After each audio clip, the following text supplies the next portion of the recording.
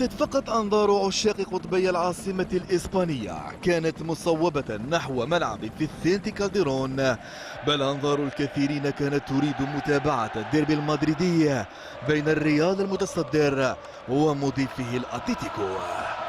المدرب زيدان الذي لم ينهزم منذ بداية الموسم في الليغا بدا هادئا في البداية عكس سيميوني الذي لم يتوقف عن شحن لاعبيه. أما كريستيانو فتكفل بالتهديد في أول هجمة حقيقية بهذه الرأسية القوية التي جعلت سيميوني يدرك خطورة الموقف. المد الأبيض الملكي تواصل في المشهد الأول عبر مودريتش من جهة وكريستيانو من جهة أخرى. CR7 أوقف صمود الحارس أوبلاك بعدما سدد كرة قوية اصطدمت بفاران قبل أن تزور الشباك.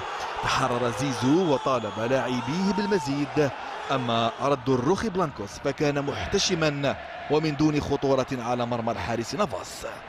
تعليمات سيميوني بدت واضحة مع بداية الفصل الثاني من هذا الديربي، واستفاقة أصحاب الأرض بحثا عن التعديل منحتهم الأفضلية، لكن دون جديد.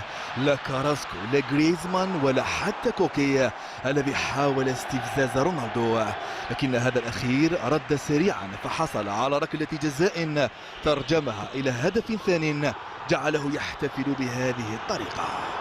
ثنائية رونالدو سرعان ما تحولت إلى ثلاثية بعدما انطلق القطار الويلزي على الجهة اليسرى مانحا CR7 كرة الهدف الثالث. رونالدو سجل الهاتريك ووقف وكأنه يقول عذرا أتليتيكو. كريستيانو عاد من جديد لتبقى صدارة الليغا ملكية بامتياز.